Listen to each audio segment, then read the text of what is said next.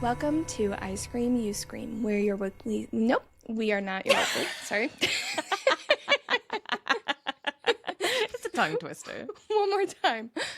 We're your weekly scoop of the most chilling histories, mysteries, and paranormal perplexities. My name is Kathryn. I'm Gina. And for the month of June, we are telling stories about amusement parks while we eat churro flavored ice cream.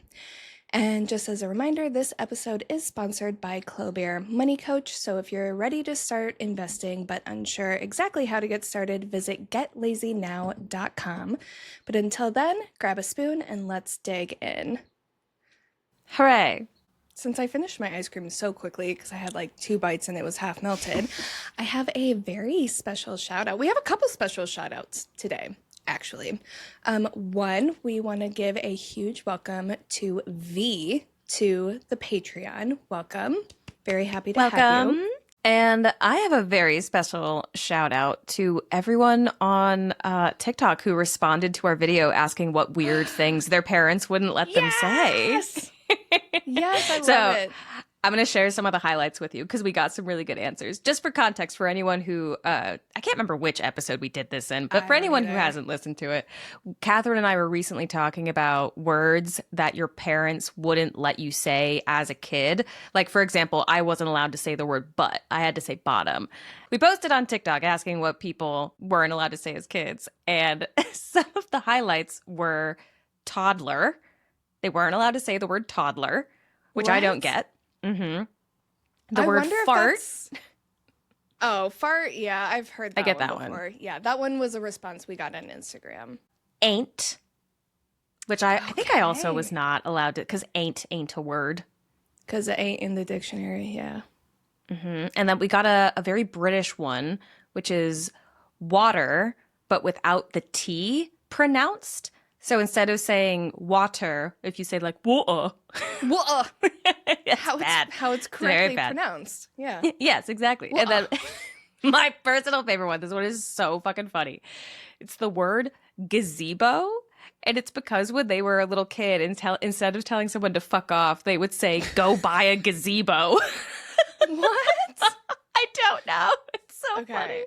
I don't understand that one at all. I wonder if that one's a British thing too. I have never heard of that It has before. to have been like, I don't know, maybe their parents were buying a gazebo or something, and they used it as like a jokey kind of like, oh, go buy a gazebo, and they were a kid, and so they had it had to have been one of those, you know? Yeah. I'm curious about the toddler one too. I wonder if it's like the kid was the older kid and they didn't want the little one to grow up, so we don't call him a toddler, he's still a baby, or like something like that, and then it just grew or something. I don't know. I have no idea. I've never heard that before. Okay, these are really interesting. We did post this on Instagram as well, but it was just the normal like shut up like stuff that no one was allowed to say. Yeah. I feel like there was another one too, but I don't remember. I didn't document it. Those were fantastic. Gazebo. Wow. Was not. Yeah, gazebo is and then actually, I went on the person who commented that. I went on their profile just because I was like, you're hilarious. What's your deal? And oops, sorry. That sound was playing. I was on TikTok on my phone looking at their profile. My bad. Oh, their like profile description is it's like still alive and kicking, like literally I will kick you or something like that. So funny. So yeah, I wanted to share because these absolutely cracked me up. Yeah, those are great. Not at all what I was expecting. I was very much expecting the basic swear words. Sorry, I have my window open because it's hot as balls right now. Yeah, we swung in the opposite direction and it's now pretty cold over here. Damn, that's okay. You know what else people do when it's hot? They go to amusement parks. Yes. And I have a story about an amusement park for you. All seriousness, though, many, many, many content warnings today. This is going to be a pretty dark, pretty tragic episode. It's going to contain talk of electrocution, drowning, animal attacks, and the death of a child.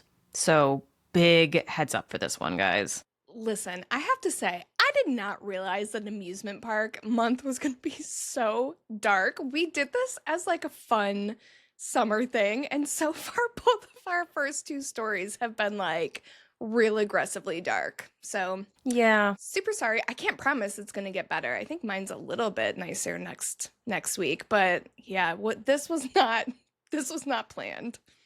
Yeah, I haven't decided what I'm doing for my second amusement park one because I am trying to find one that has a bit more like levity. I don't know. Was not expecting this, but I'm buckled up and prepared. Okay, good. Buckle up, hold on to your butts and your hearts. Kings Island is an amusement park in Mason, Ohio. I personally have never been there, but growing up in the Midwest, it was a really popular destination, especially during like summer vacation. I knew a lot of people whose families would go there. Have you ever been to Kings Island? No, I literally have never heard of this place ever. What? Really? Okay. Really? I've heard of like the Midwestern ones that I know people went to are Six Flags and Cedars Point. I've never heard of Kings Island. I thought this was like a British thing. Wow. Okay. So Kings Island is actually owned by Six Flags. Okay. Yeah, I've never heard so of it's this. part of the big yeah. So it's in Ohio, one of the big ones. I have been to Cedars Point. Extremely fun. Love it. Yeah. There, I have too. It's so much fun. Oh my God. Yeah. So much fun. If you like roller coasters, oh my God. Yes, the best. I will say mine was I grew up right in the between two Six Flags. I was equal distance between the St. Louis and Chicago one. So it was like there was no reason to go anywhere else. Anyway. Yeah, we always went to the Six Flags Great America one when I was growing up. Yeah. But Kings Island, it opened in 1972. It was not always owned by Six Flags. And today, it welcomes millions of guests a year to enjoy over 100 attractions, including 15 roller coasters and a replica of the Eiffel Tower. Ooh, fancy. There's one thing Americans love. It's sticking the Eiffel Tower where it has no business being. We love an Eiffel Tower statue so funny. so much. We love it here. It always cracks me up. Kings Island as an amusement park is also absolutely crawling with ghosts and reports of paranormal encounters. And when we look at the history of the park, it is very easy to understand why. Over the decades, Kings Island has been home to multiple horrific deaths, including machinery accidents, wildlife attacks, and a day so tragic it is now known as Black Sunday. Sorry, I'm just like already like, what the fuck is this place? I cannot believe I've never heard of this. Yeah, well, I knew that it existed. I knew it was like an amusement park. That was the end of it. And then I started looking into the history, and it's like... I had to cut things out to make this only one episode. There's a lot to Kings Island, yeah. Wow. So let's start at the beginning. Before Kings Island was built, part of the land was home to Dog Street Cemetery, also known as Kings Island Cemetery these days. When you first arrive at the park, it's kind of off to the side. It's like in between the main parking lot and a campground, so it's still there. Like you can still go visit this cemetery. And it's been there since the early 1800s, so a very, very long time, especially by American standards. When it was in use, there were at least 79 burials at the cemetery, and most of them occurred between the 1820s and the 1880s. Over time, it stopped being used as much, and then by the time they decided to build Kings Island as an amusement park in the 70s, the cemetery was pretty forgotten, to the point where when they were building the amusement park, construction workers had a really hard time finding this cemetery. Like, they knew it was there, but it was so overgrown and kind of forgotten and neglected that it was difficult to locate, which is kind of sad. But eventually, they did find it. Cemetery was cleaned up, and you can still go there and pay your respects to this day, which many people do. But many of the visitors are only there for one specific person, Missouri Jane Galliner, a.k.a. the girl in the blue dress. Oh my goodness. Okay. Also, love the name Missouri Jane. That's adorable. I do too. It's like MJ, you know? I've never heard that version of MJ before. Super cute. So, Missouri Jane was a child in the 1840s who unfortunately died when she was just 5 years old, and she was buried at this cemetery. And it is said that her spirit still walks the park. When employees or guests report seeing her, she's always described in the same way. She's like this little blonde hair, blue-eyed girl in a blue dress. She's also reportedly a very playful spirit. So you know how like at theme parks, when you're on a ride, the employees operating the ride are always like in that little booth thing? Yeah. So at a ride at Kings Island called Whitewater Canyon, the little booth there is called Tower 2, and there are reports of Missouri Jane throwing rocks and pebbles at the tower. Oh my goodness. Like employees have literally reported seeing a pebble picked up by unseen hands and then thrown at the metal part of the tower to make a clanging sound. Whoa. Often accompanied by the sounds of little giggles or even singing. She also hangs out inside Tower 2. Guests who are on the ride have reported looking up at that booth and seeing her face in the window, to the point where guests will like go to park security and say, hey, there's like a little girl somewhere in the employee area of this ride. They don't have a parent with her, like here's her exact description. And when the security guard goes looking, there's no one there. We aren't 100% sure why she likes this specific ride so much, but there are rumors that it's because it's actually very close to the scene of her death. Whitewater Canyon is a water ride. It's like one of those where you kind of like sit in a big circle in a floaty thing and it just shoots you around. And it's really close to a lake. And the rumor is that Missouri Jane drowned in that lake when she was 5. And so that's why she hangs out there so much. But it's also not the only place she hangs out. There are also reports of her standing at the front entrance to the park.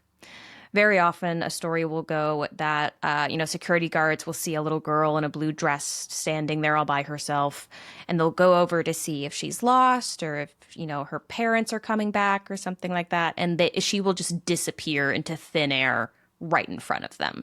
She's also been seen at one of the on-site restaurants, which was very cleverly named the International Restaurant, in case anyone had any questions about the food they were going to get. Not American food. Do they have like pizza from Italy and tacos, SpaghettiOs, yeah. Well, so sadly for us, this restaurant is now closed, so we will never get to enjoy the cuisine of the we can only dream of what international food might taste like someday.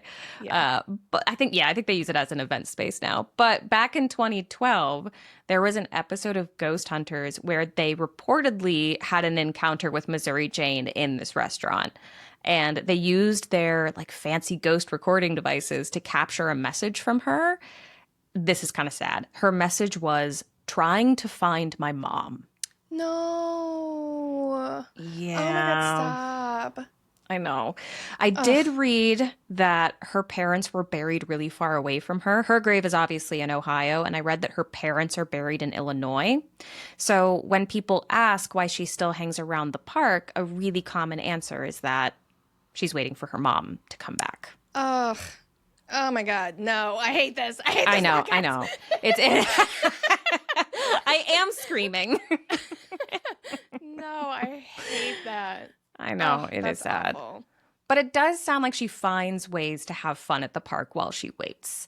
Okay. Back when Kings Island used to have a tram system, she loved messing with the tram drivers. And for a while, the park employees actually used to call her Tram Girl because of this. Okay, is this you? A little blonde-haired, blue-eyed ghost throwing rocks at towers and messing with trams. This is so Gina-coded. I'm astral projecting when I sleep to Kings Island that I've never been to. You used to sleepwalk. Maybe that's where you were going. That is true. I sleptwalked all the way from Florida to Ohio when I was 5. And I did it every night, uphill both ways. Anyway, yes. So in her time as Tram Girl, one of the more well-known stories here goes that one night, a tram driver was doing one more swoop around the parking lot just to see if anyone needed a ride before he finished. And he just so happened to glance in the direction of the cemetery where he saw something move. He kind of brushed it off because he was like, it could be like an animal or it could be someone walking to the campground nearby or whatever. And when he looked back in front of him to keep going, it was right at the second where he saw a little girl in a blue dress run in front of the tram. And it was one of those things where, like, right before an accident, you're going to hit this person, but you can't, like, do anything to change it. So you just have to, like, brake and close your eyes and pray. That's exactly what he did. Slammed on the brakes, closed his eyes. Nothing happened. There was no thud. There was no feeling of hitting anything. There was no scream. It was nothing. And when he opened his eyes, there was also nothing in front of him. No damage to the tram, no little girl, no evidence she had been there, nothing. The next day, he resigned. Oh my gosh, yeah, that's valid. I know. Yeah. Yep. And there are a ton of stories just like that one. Unfortunately, Kings Island got rid of the trams a while back, so there are not any new stories about this. But if you just Google like Tram Girl, Kings Island, or Missouri Jane Tram, you'll find so many accounts of her messing with the tram drivers. It's really funny. And the girl in the blue dress, it's a pretty old story. Died in the 1800s. She's been there ever since. But the first fatality at Kings Island as an amusement park also happened relatively early on. It came in 1976, just 4 years after the park opened. Back then, Kings Island had a whole section of the park that was kind of like a zoo where guests could get on a monorail and basically ride through a bunch of different animal habitats. So kind of like a drive-in zoo, but you were on a train. They had tons of different animals you could see. They had elephants, there were antelope, there were tigers, lions, lots and lots of different things. And in 1976, there was a horrific accident with one of the rangers. His name was John McCann, but he went by Jack, so that's what I'll be calling him. And he had joined the ranger team about a year earlier in 1975. And part of his job as a ranger was basically just to like drive around the habitats in a Jeep to make sure that everything was okay. So like, for example, there's a story about how one time he was driving around, as was his job, and he noticed that an antelope had gotten into the tiger habitat, which is like obviously not great because you don't want an antelope to get mauled in front of like children and families. And so he helped the antelope get back to safety. It's like part of his job was just to make sure everything was in tip-top shape. Based on what I read, he was very comfortable interacting with the wildlife to the point where he would get in trouble pretty often for like playing with the big cats or getting out of his Jeep when he wasn't supposed to. Ooh. Yeah, which is like you're never supposed to get out of a Jeep when big cats are around. But it really didn't seem to bother him. He would interact with the cats. He would play with them. He would let them like jump onto his car and stuff. And there was even an incident where a lion jumped onto the door of his car. And just to paint a picture, it was a Jeep that like had the bars around it. So it's not like nothing could get in. But this lion's paw did get through and it clipped Jack on the neck and he had to get 7 stitches. Oh my God. Yeah. And even then he didn't quit the job. He was very chill about the animals. Like from what I read, it seemed like it's not their fault. They're animals. And he understood that kind of thing. That's so valid. Yeah. Sorry. Yeah. I mean, like that's valid. I still would like peace out. Yeah. I mean, me too. As much as I love animals, I wouldn't trust myself to not try and play with the big cats, which means I should not be around big cats. I mean, yeah, that reminds me of what is that like GIF or tweet or whatever it is that circulates that talks about how like, oh, my toxic trait is thinking that I could like tame and insert apex predator here because it could sense my whimsy or whatever. That's when we saw that bear up north in the Keweenaw. I literally was about to be like, new friend. Like I was afraid it'll sense that I'm my... different. Genuinely, I was afraid of my reaction to it. Like I wanted to go say hi. And I was like, oh God, that's so dangerous. Why am I thinking like this right now? Yeah, I think I'll stay in my city where there's no chance of me coming across a tiger or something. Yeah. Just wouldn't be good for anyone. No. But yes, Jack did not feel the same way that we do. And unfortunately, on July 24th, 1976, it all went too far. At 12:45 p.m., Jack told one of his colleagues that he was going to go check on some of the cats, and he drove off in his Jeep. It was a really, really hot day, like Midwest in the middle of July. So after Jack left, another ranger got on the radio to Jack and was basically just like, hey, I have a pitcher of ice water with your name on it. To no answer from Jack. The ranger tried again, still no answer. So the ranger went looking for him, and he eventually found Jack's car in the lion habitat. He noticed that the doors to the Jeep were closed. And so his first thought was like, oh, all right, well, like, it's a hot day. Jack must have just fallen asleep in the car. He's probably in there taking a nap right now. So he pulls up, because he's also in a Jeep. He pulls up a little bit to see what's going on. And that is when he saw Jack's body, which was not in the car, but on the ground with 6 lions on top of him. Whoa. Yeah. Yikes. Yeah, like it went actively? sideways very fast. Yes. Ooh, I was not expecting that. I'll say they were actively engaging with his body. That's about as graphic as I'm going to get. Yeah. Yikes. Already, it was very clear that Jack was dead. There was no saving him from what had happened. So to try and get his body away from the lions, every ranger, except the ones in the watchtowers, were called onto the scene, along with a few other park officials, as you would expect in a situation like this.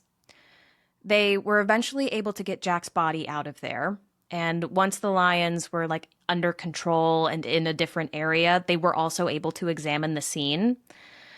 And the weird thing was that Jack's car doors were closed, like I said, but there was also blood inside the car. Which at first, like, it was really confusing because his body was on the road. And so, like, did he get hurt in the car and then leave the car? That would make no sense because he would be walking into a pride of lions. Like, what could have happened here? So after a forensic examination, an autopsy, an analysis of the scene, the whole shebang, they concluded that this is what happened. Jack pulled up in the lion habitat because he needed to go to the bathroom. And he decided he was just going to go outside. And they know this because they found evidence of it nearby. When Jack exited his car, he didn't bring his gun with him because they were required to carry guns, especially when they were around, big, dangerous cats. He didn't bring his gun with him, and he also did not see the lion hiding in the underbrush. When Jack was done going to the bathroom, the lions attacked him. He was literally caught with his pants down. He managed to get away and get to his Jeep and get the door open, hence the blood in the Jeep, but the lions were able to drag him away before he could shut the door. And then once he was fully back outside during the struggle, the door to the Jeep was pushed shut without Jack inside it. So that's how the blood got in the Jeep, but Jack's body was outside. And all of this led to his death at just 20 years old. Oh, why was I imagining a way older person? He was only 20. He was so young. That's so young. I know, yeah. Damn. His death generated a huge amount of media coverage, but ultimately there were not huge consequences for Kings Island. I read that the park was fined $800 by OSHA, but it's been pretty hard to verify, and it kind of gets back to what we were talking about earlier. Like, when it comes to wild animals, there's very limited justice to be had. I don't know. I guess I don't know the legalities of that well enough to know it. I feel like none of that. I'm trying to say this in a way like I'm not trying to victim blame or anything. I just don't know how I don't know what Kings Island could have done. And that's ultimately that's why, because they did have, that was the consensus. Yeah, okay. Because I'm also not trying to victim blame, but just in the interest of telling the whole story and answering, to your point, Jack was given stern talkings to multiple times about animal safety and things like not exiting his Jeep in front of the cats, following safety procedures. And ultimately, it was human error that led to this. It wasn't the animal's fault. It wasn't the fault of the people setting the policies. It was a tragic, tragic accident, but not one that Kings Island was in a position to prevent. Right.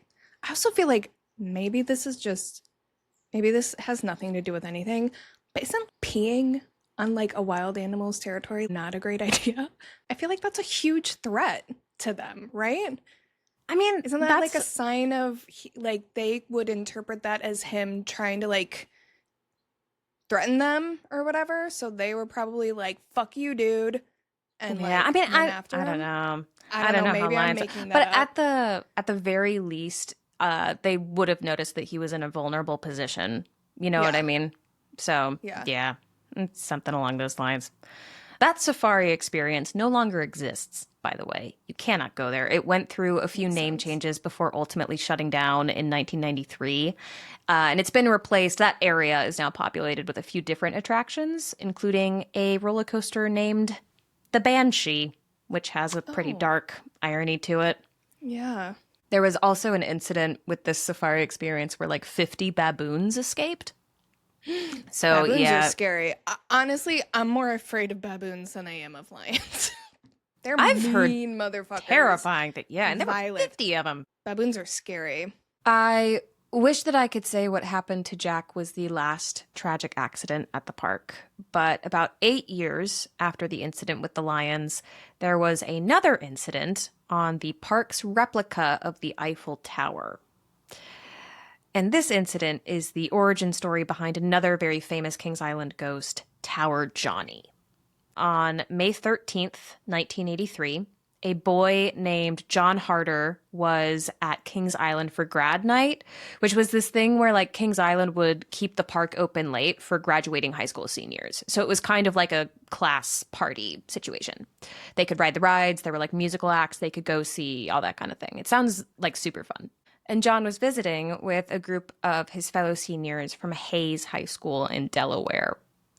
At some point, the group that he was with realized that John had disappeared, and they were kind of like, yeah, we're sure he's okay. He had an argument with his girlfriend earlier that night. We've been drinking. Like, he probably just is feeling a little irritable. He wants to go blow off some steam somewhere. He's still in the park. We'll find him. It's okay.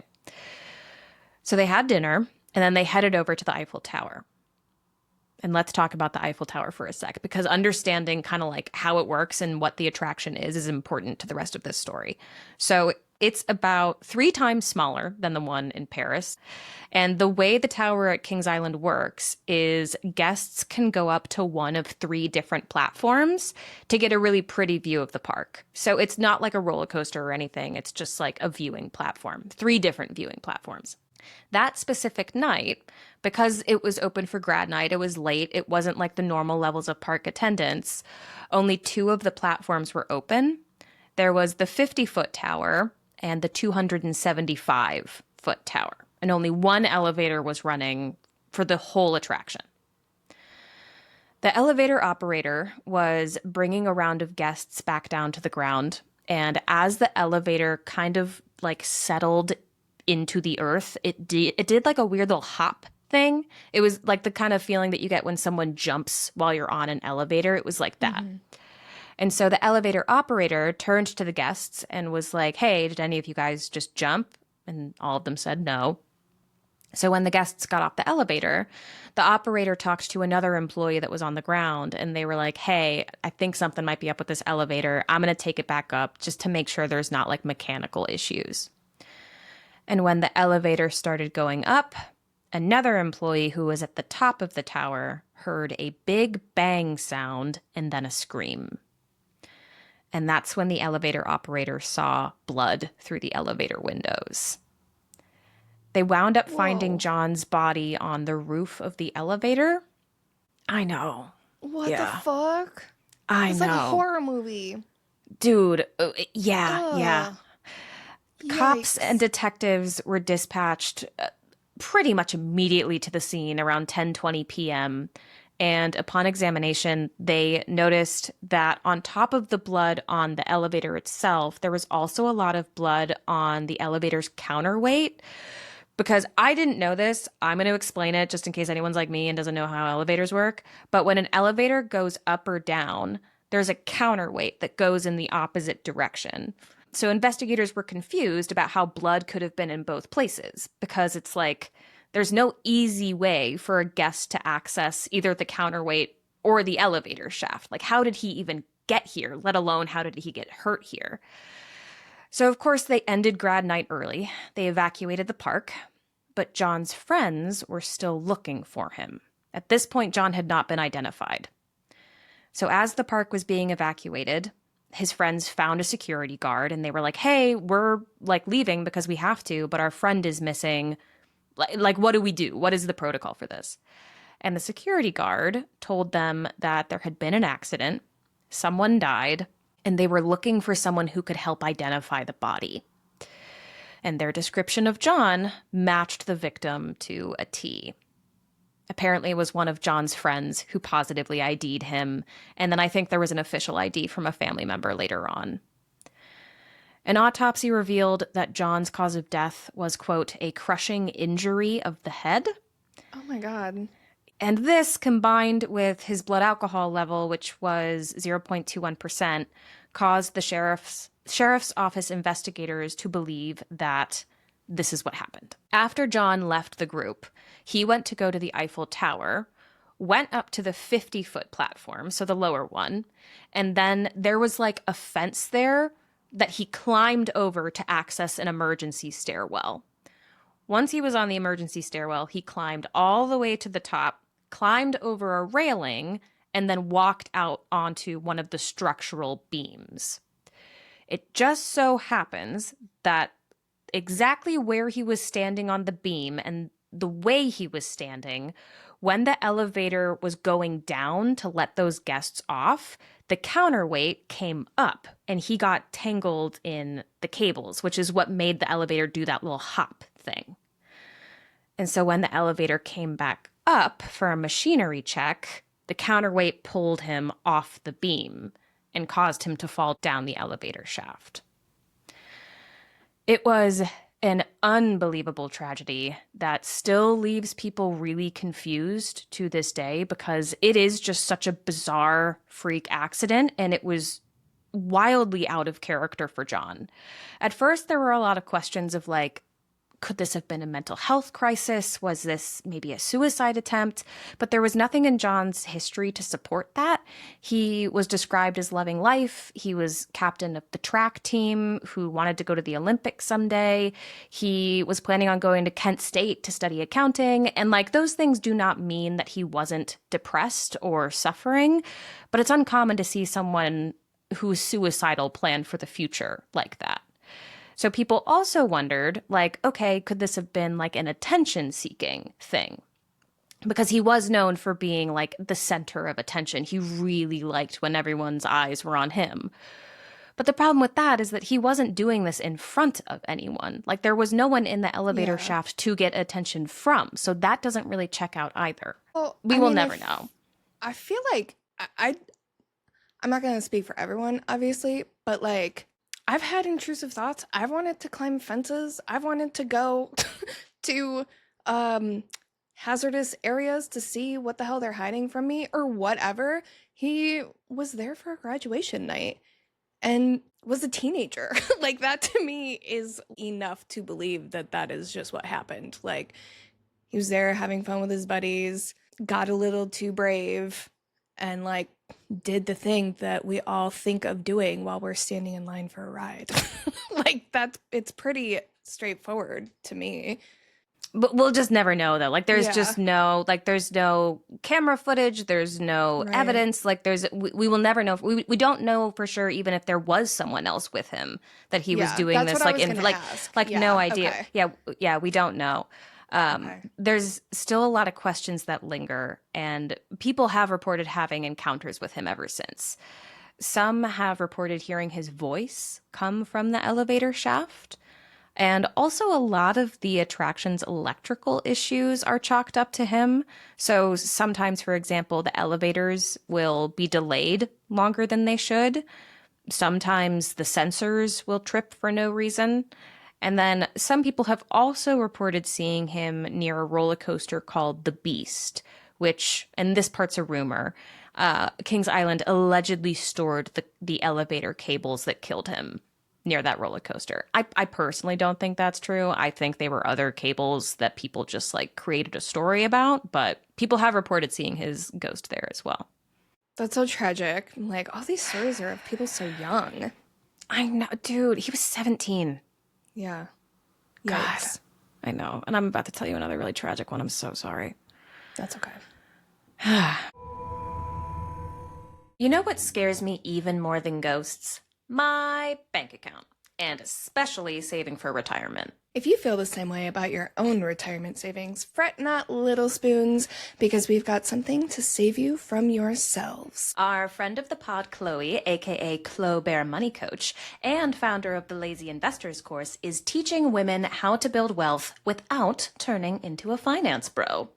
If investing feels confusing, overwhelming, or just downright terrifying, download Chloe's free investing guide at getlazynow.com. It walks you through how to build wealth the lazy way, which I can personally attest to because I've been using her services for many years, and you all know how lazy I like to be. Effort, gross, hate it. If you hate it too, visit getlazynow.com to grab the free investing guide from Chloe Bear Money Coach. That's getlazynow.com. It's just around the corner from the area of the park that we were just talking about, the Eiffel Tower, that what is now known as Black Sunday happened. Oh, Jesus Christ. Okay. I know. It is named that because on Sunday, June 9th, 1991, 3 people died and another was hospitalized in 2 separate incidents within 2 hours of each other at Kings Island. Whoa, Jesus. Yeah. It started at 8:30 p.m. when a 22-year-old man named Timothy Binning was walking with his friend, and they were crossing a walkway near Beer Garden Lake. So they were right next to the water. And the lake had a fountain coming out of it. It was like one of those lake fountains that like blows the lake water up into the air. And Timothy reached over into the fountain to splash some water on his friend. But when he touched the water, he was jolted with electricity, causing him to fall into the lake. Not realizing what had happened, his friend, a 21-year-old man named Eddie Haithcote Jr., jumped into the water to save him, along with a 20-year-old security guard named Daryl Robertson. And unfortunately, they were also electrocuted upon entering the lake.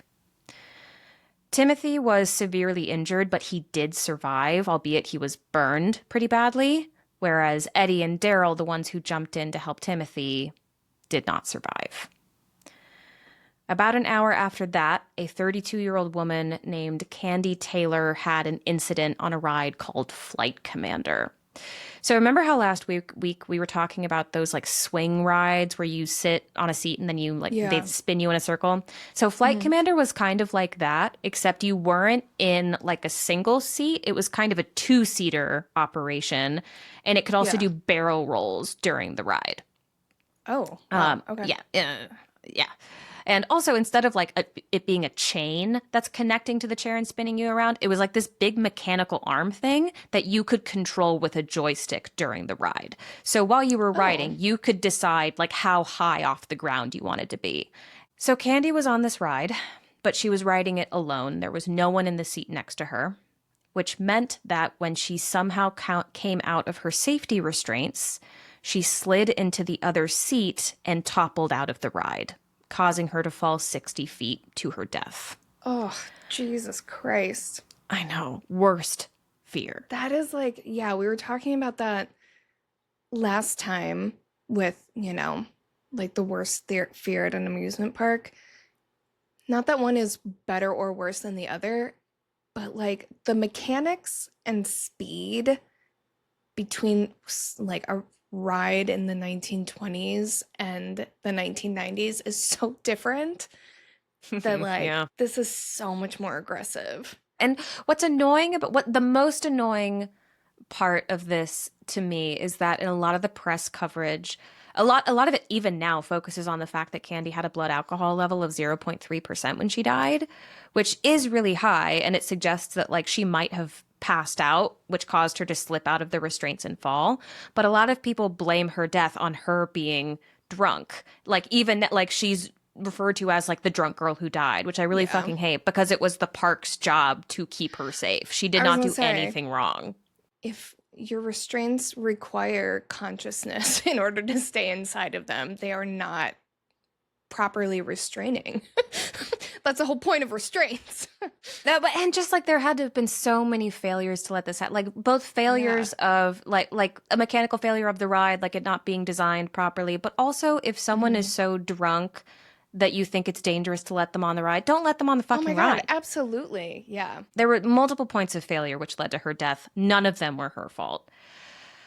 So yeah, this was a really, really dark, dark day at Kings Island.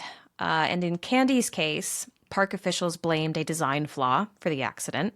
And they responded by improving the restraints of Flight Commander and adding seat dividers to prevent the same. Yeah, so they did do something about it. But the ride wound up closing in 1995. As for the electrified lake, OSHA determined that it was due to a non-functional GFCI in an aerator pump, which I had to look that up because what in the holy hell is that? Yeah, no idea. So basically, a GFCI is the thing. And if you're an electrician, so sorry, I'm going to oversimplify this. It's a thing that is supposed to detect when electricity is going somewhere that it shouldn't go, like water, for example. And that component was not working. So when the electricity started entering the water, the fail-safe system was broken, basically. Ultimately, Black Sunday resulted in 7 safety violations for Kings Island and $23,000 in fines, which today would be $56,000 or 42,000 pounds, which for an amusement park as profitable as this one is a slap on the wrist. I think it's fair to say that. These days, like I mentioned at the top, Kings Island sees millions and millions of guests each and every year. And unsurprisingly, it does not talk about its dark history much at all. Every now and then, there's a news article that'll come out with like a This Day in History angle or like a Remembering Black Sunday type headline. But by and large, it's actually private individuals doing the research and compiling the stories and the timelines for these things. So if anyone listening to this grew up going to Kings Island or heard about these stories, especially if you have additional information, please send it to icecreamyouScreampod@gmail.com. And that's all I got for you. I'm so sorry for what I put you through just now. Yeah, that's wild. I'm surprised I've never heard of Kings Island, but also that conclusion kind of helps me understand why, because I feel like I would only know of it from those stories. And if they're not like openly and widely shared, I guess it would make sense that I haven't heard of them. I don't know, that I'm really surprised that it was in Ohio because this all sounds like shit that I should have known. So thank you for sharing. This is wild. It all sounds a little bit fake. Like I believe that it's real, but it's like so much happened even just in one day. That's bananas. It is bananas. And I have been reading about this for a week. I can't wrap my head around any of it. Like that, it is so wildly tragic and sad and scary in so many different ways. Yeah. So Amusement Park Month is super fun. Really glad we chose this. I have something that might cheer you up. Ooh, okay. Yes, please. My scary on tap today is a little bit exciting because we got it as a response to one of our previous episodes from Hotel Month. I don't remember which one it was, but it was a story that you did as the scary on top. It was that Reddit story with that person who worked at the hotel and there was that weird shit going on in the mirror and like very spooky vibes. So we got a message from one of our podcast friends, Mandy, who has a podcast called Thick Thighs and Creepy Vibes. And They're a great podcast. I love them. They're like more on the true crime side of things, but they dabble in like the spooky ghost world every now and then. But if you're into true crime, definitely check them out. They're really, really good. So we got a story from her. Anyway, here we go. Hi, ladies. My name is Mandy, one of the hosts of a Canadian podcast named Thick Thighs and Creepy Vibes. I love the podcast and have really been enjoying the haunted hotel episodes. When I listened to your episode on the Pfister, oh, there we go. She literally knows it better than I do. Thank you, Mandy. It was the Pfister episode. And heard the haunted hotel story. I knew I had to reach out. Their haunted experience and hotel's history was eerily similar to one I worked at in 2005 through 2008. I forget how much time has passed. I say that like I was there. I literally am not part of this story. I worked at a hotel around the same time, like a little while after that, so that's where my head's at. Sorry. Anyway, one that I worked at between 2005 and 2008, but since they mentioned an NDA, they were unable to provide the hotel name. I'm here to tell my haunted hotel story because, well, I did not sign any NDAs, and I love sharing all things spooky and creepy. Hence why I also have a podcast. Hell yeah. My story takes place in 2005 within the small historical tourist town of Elora, Ontario, Canada.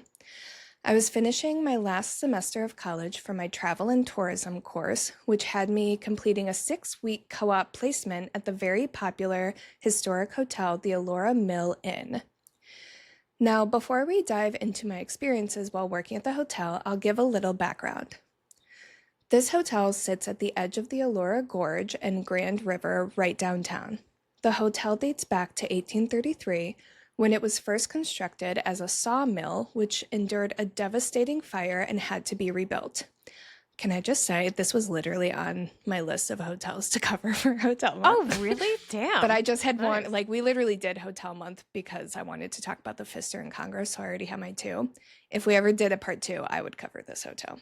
Sweet. It's quite famously haunted. If I'm thinking of the right one, Elora sounds familiar. I'm like 90% sure this is the one. Anyway. 90%'s an A. Yeah. Oh my God, that's so true. Okay.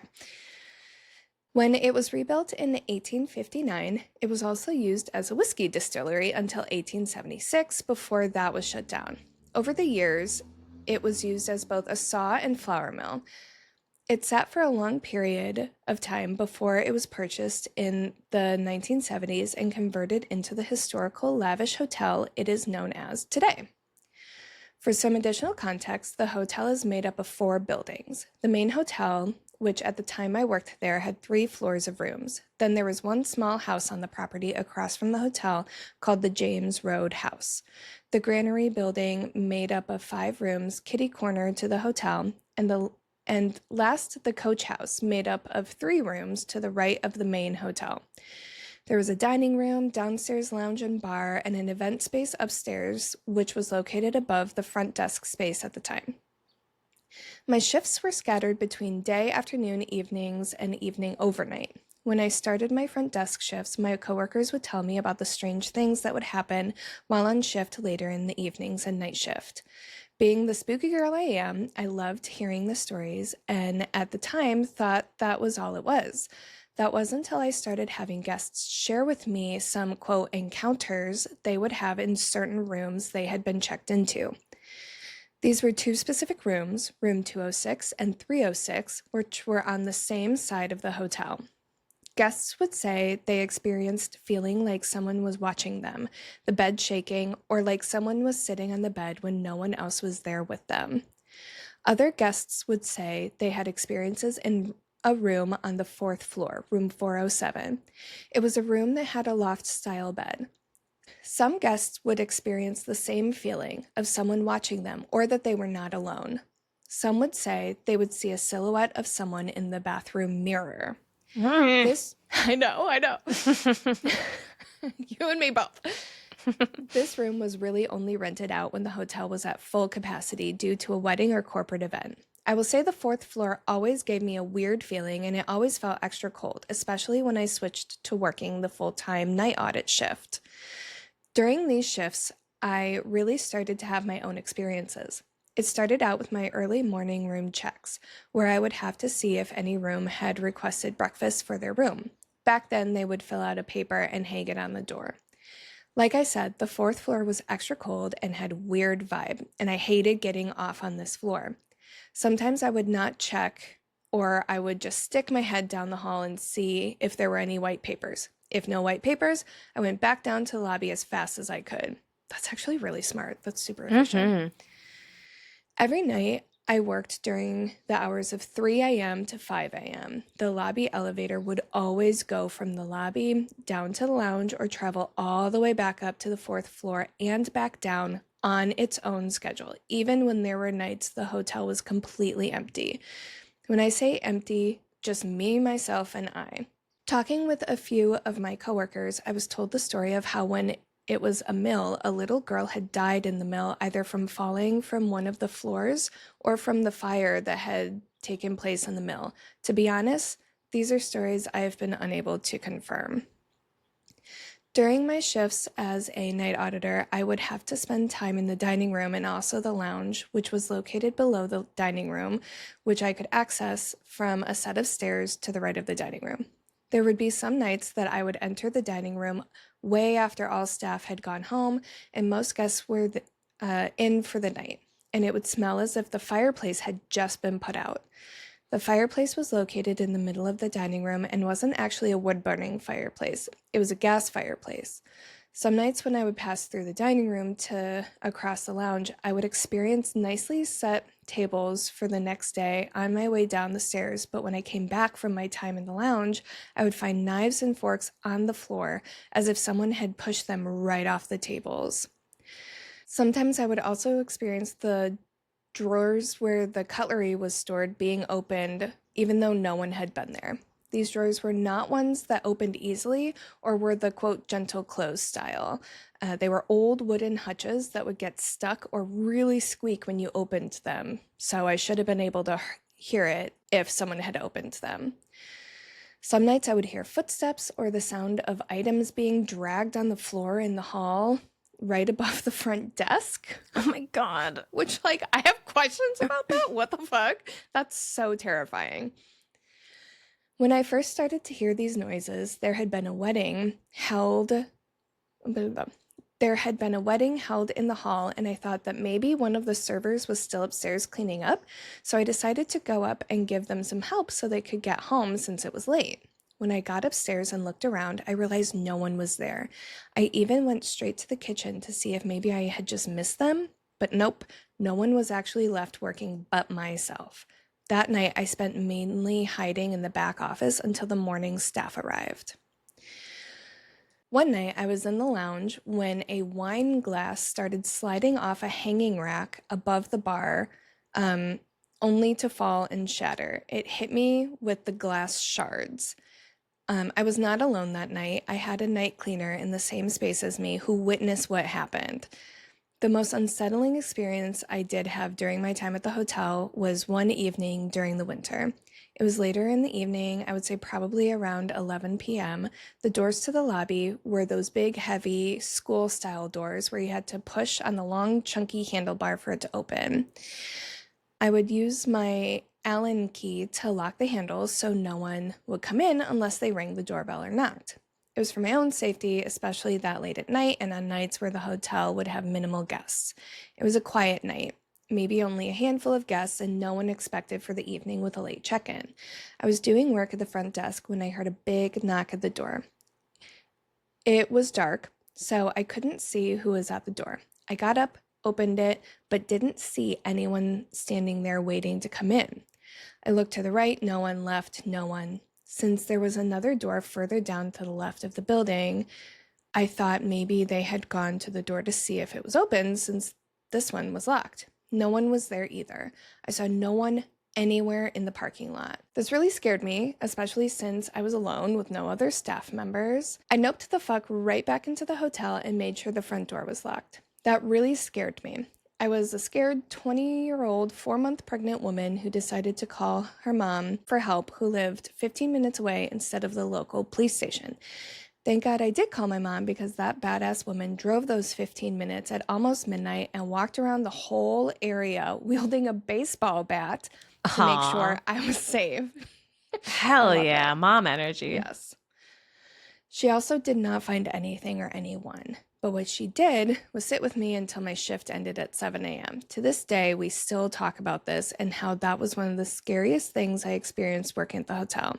Was it a ghost? Was it someone looking for a place to stay? Or was it someone up to no good? That I will never know. But what I do know is that compared to that night, all of the other experiences I encountered, I eventually got used to, and they became things I kind of look forward to when I went into work. Thanks for reading my story, and I hope you enjoyed some Canadian hotel haunts. If you ever want to visit Ontario, make a stop in the quaint town of Elora and visit, or stay at the Elora Mill Inn. It has since been extensively renovated since 2005, and it has an amazing spa with heated pool and hot tub. If you do visit in October. Local artists create giant papier-mâché creatures that get displayed throughout the town, and there is a local haunted house you can visit. Plus, everything is better in the fall. Oh my gosh. I'm so into that. Yes. Fuck yeah. That's terrifying. I know. And it says, creep it real, ladies. Ooh, creep it real. Isn't that wild? That's a lot of different experiences. That's so much. And the one, it's probably one of the smallest ones, but the one that's sticking in my mind is the drawers. Because we have drawers like that you cannot open them without going to battle. And even when you do, it's loud as hell. And if I just walked downstairs and they were open and I didn't hear it, that would be absolutely terrifying. Yeah. Also love that she called her mom. I feel like that's something both of our moms would do. We would definitely call our moms because they would do. I don't know if my mom would wander around with a baseball bat. I do think that she would assume it was a ghost in the way that so would I, but she would definitely come and sit with me. Mm. Yeah. My mom's a baseball bat mom. Yeah. There's two types of women. Ghost women and baseball bat women. We're ghost women over here in my family. Yeah, we're a baseball bat family. Either way, all moms would sit with us until shift end. I'm thinking of the drawers because one thing about me, I used to be afraid of like a randomly open drawer, but something I've learned about myself since moving into this house is I don't always close cupboards and drawers all the way. Oh no. And so they like open back up because I'll just kind of shove them, and just assume they are going to close all the way. But the ones that I have here in this house do not. So there have been many times where I'll come downstairs and be like, and then it's like, oh wait, no, that was probably me. I was just in there. That's funny because I've had a similar experience, but completely different. Yeah. Because it's not that I was afraid of them. It's that it was like a pet peeve of mine. Like I would visceral rage if I saw like a drawer or a cabinet that was only a little bit open. And then when we moved into this flat, just the cabinets and the drawers, they weren't installed properly. And so a lot of them physically cannot close all the way. And even if you do, like, for example, close a cabinet, it'll still swing back open like half an inch or whatever. And so I've had to get over that rage. And you've had to accept your fear. And that's beautiful. Yeah. Cool. Join us next time. Yeah, so if you have any spooky hotel stories or spooky stories about any other topic, feel free to send them in. iscreamyouscreampod@gmail.com. And don't forget to join us on Patreon and leave us a rating wherever you listen. And until next time, little spoons, keep it cool. Keep it creepy.